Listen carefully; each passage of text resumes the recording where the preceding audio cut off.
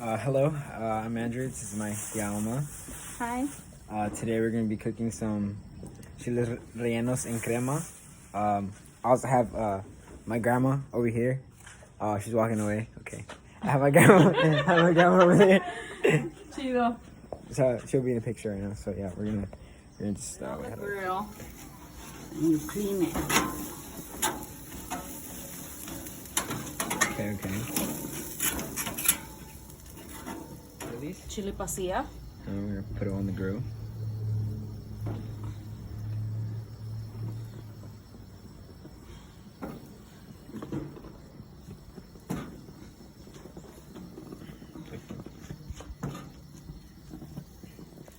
You brown them.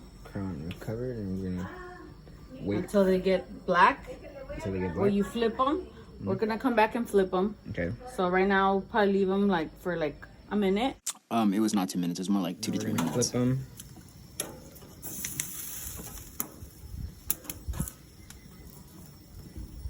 Make sure you rotate them because there's hotter parts in the grill. Yeah. This one right here? Yeah.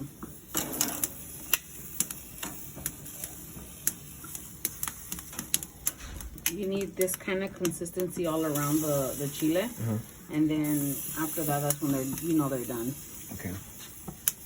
So now we're gonna put them. They're back. Yeah. So you close it again, close it back up, and then maybe another minute you flip it again. So yeah, they're about Almost done ready. now. One more flip, and they're done. See, this one's done. So we take it out because they need to sweat, so all the skin comes off. So we're gonna put it in here, and then we're gonna put it in a bag so they can sweat. Okay. That's what it's called.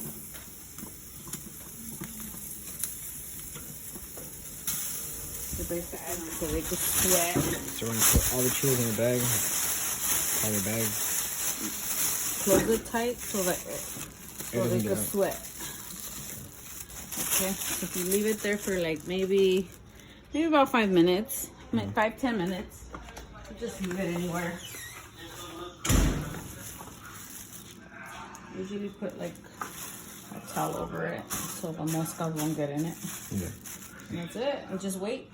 So now it's been about 30 minutes. Maybe, yeah. So now you We're have gonna to take peel them it. out of the bag. We're gonna peel them. You have to peel them all. Okay, so now they're They're nice and peeled.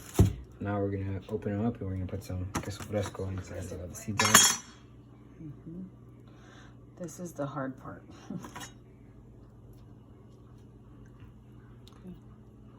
Because you kind of still have to keep the chile intact.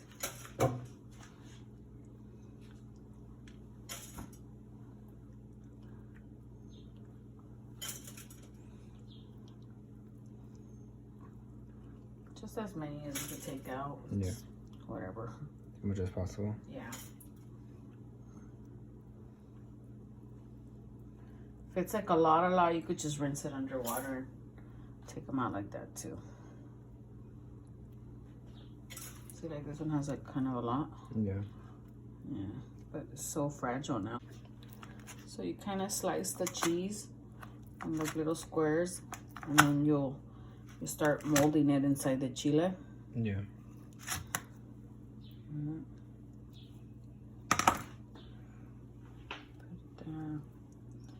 Kind of go like this. You put more, just to your preference, however much cheese you like in your chile.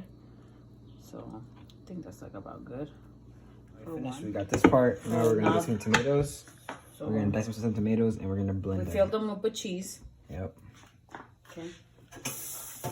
Okay, so we That. got our diced tomatoes and we got a little piece of onion to give it some flavor. And some garlic. Alright, we're gonna throw some garlic in there. Put a little piece of garlic. Just throw it in there. Put some chicken nor. Chicken, okay. Maybe like a half a tablespoon. Like that. There we go. Cool. And then we'll put it in the blender. I'm gonna add water. Okay, add some water.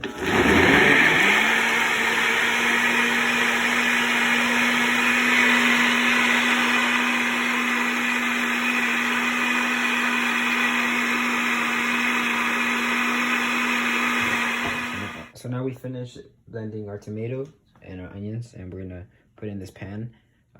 We just throw some onion there, and we're gonna wait for it to sit. And oil too. On oil, yeah. Wait for it to sit so it can give it some. So once it's a little brown, we're gonna so you put pour it in there. the tomato in there.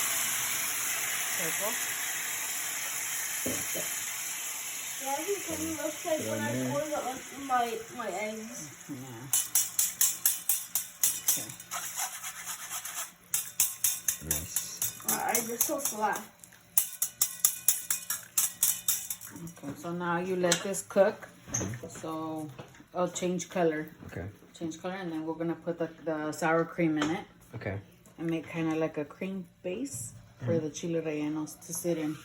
All right. Let it boil a little bit longer, a little bit more. Okay, so now it's changed color. It's about a little like orange, More yellowish. like a darker orange. Yeah. It's starting to boil a little bit here. So we're gonna So kind of put some stir it. cream in there. Yeah. and then Oh, we're I gonna forgot to say, you want to make sure that you save some of your sauce. You save some of your sauce so you can make some Mexican rice. fried rice. Yeah, Mexican fried rice. So you can have it with your dish. So we're gonna pour it in, put it in there, Sour cream. Ooh. put a nice little scoop in there.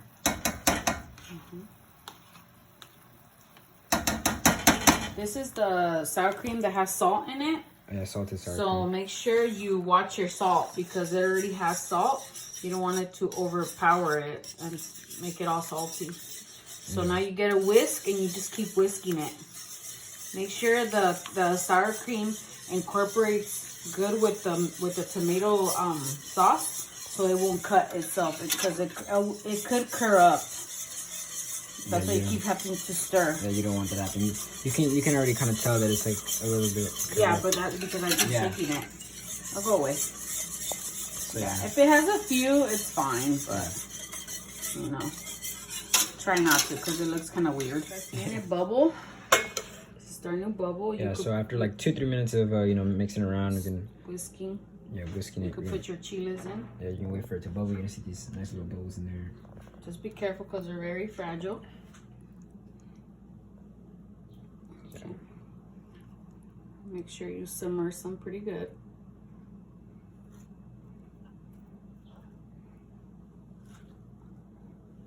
So yeah, we're gonna put them all in there, and then just let them cook in there a little bit more. so here we're just making a nice little side dish if you want.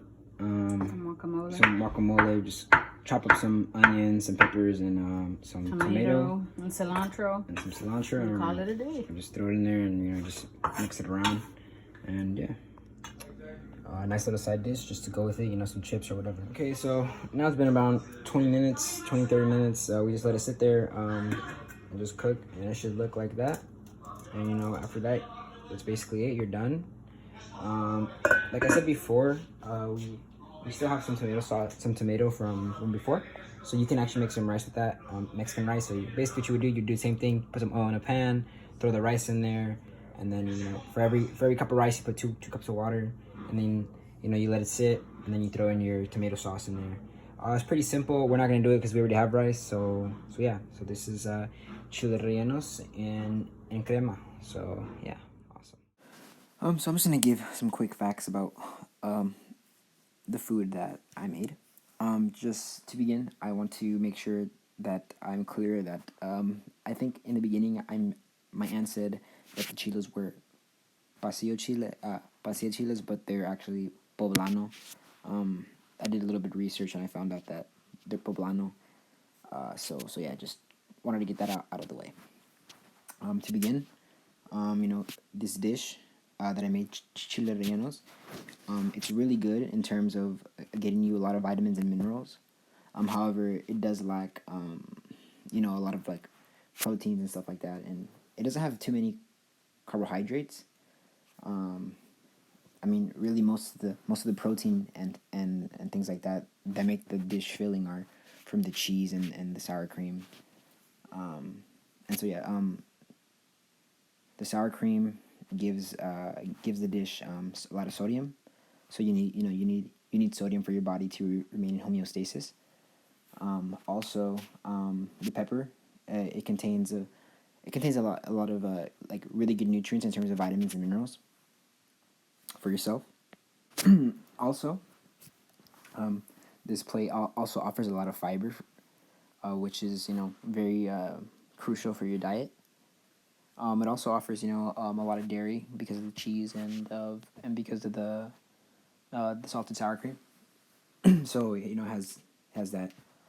Um, Although what I say this is a very healthy dish, I wouldn't because it has a very high content of sour cream and things like that. So I probably wouldn't say this is a very healthy dish in terms of that because sour cream does tend to have a lot of saturated fat, which not good for you. So saturated fat is not good for you.